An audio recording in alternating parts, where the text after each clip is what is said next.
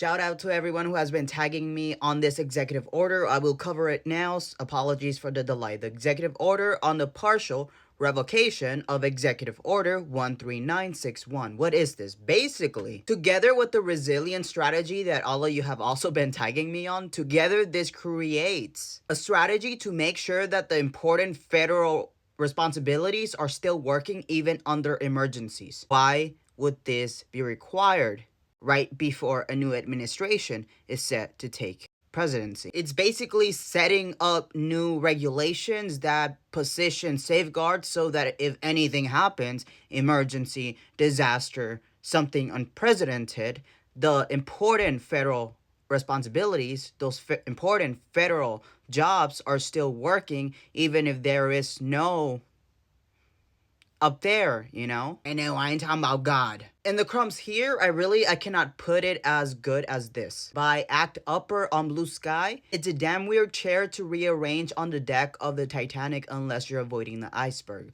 So why would he do all of this, knowing that there's going to be a new administration, that if it didn't like this regulation, Donald Trump can just remove it? You know, he has control of the three-letter agencies. He's just going to ignore it. He has this capability. So why do it right before he is set to take presidency?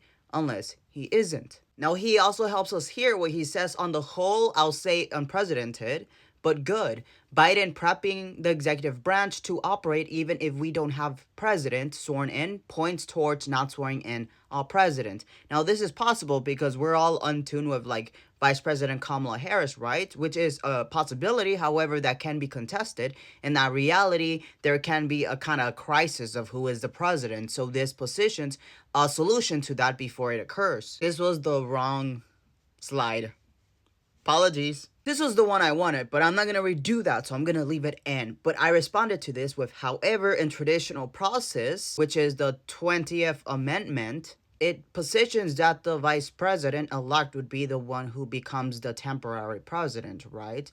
That's why positioned. That process would tell us that JD would be temp. So why would this be required if without JD being disqualified, he should be temporary? These are the crumbs for the cake. So those are the crumbs that are actually important because it's less of what it actually says, which is important, that's your thing, right? But the expertise here isn't necessarily into those details, but it's much more of why is this important to our end goal? Because it doesn't matter anything that's in there if it's not relevant to our end goal. But the question is, why have this when the next president can just remove it as he's positioned, you know?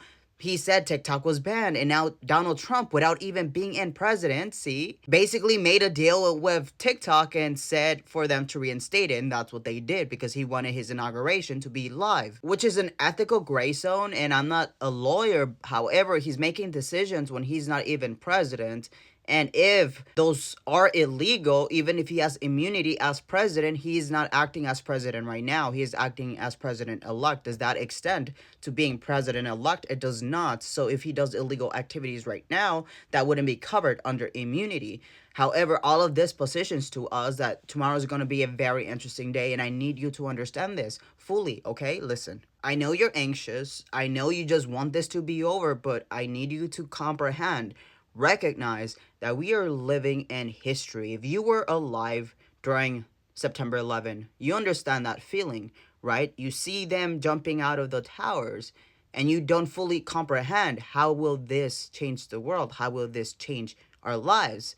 And it did. But this is much more significant because the ending to this is either the fall of our republic or rebuilding it, right? And that will come at the cost of either Russia or the United States of America. And in that reality, it's going to have a substantial impact on the geography of the world because Trump wants Greenland, right? What's the only way to get Greenland? Russia gets the Ukraine, right? They're going to have influence and aggression against Poland, which is right next to that. Obviously, Germany's right there. Denmark's right there. Denmark has Greenland. Greenland is wanted by Trump. Trump has relations with Russia. It's going to change. And no one, including NATO, including Europe, wants this, which means that it's not just about the United States defending the United States of America and our Constitution, which is important, but they're politicians, right? It's about protecting power. It's about protecting money. It's about protecting their future. Why do we need a base in every single country? It's ridiculous. We're not the global police. We need to focus on our own country, right? However, this positions that above even protecting Americans, it's about protecting the American empire. Because while I say that the Democratic voters protect the Constitution, on some level, the Democratic leadership also protects the empire because that's seen as coinciding with our economic prosperity, which is questionable because technically, if I go rob next door, I will have more money, right? But at the same time, it's illegal, but I'll still have more money. It'll be beneficial to my self interest, but at the same time, I'm breaking a law. So that doesn't really justify the fact that you're going to have a prosperity over someone else. It doesn't justify for you to do unlawful things.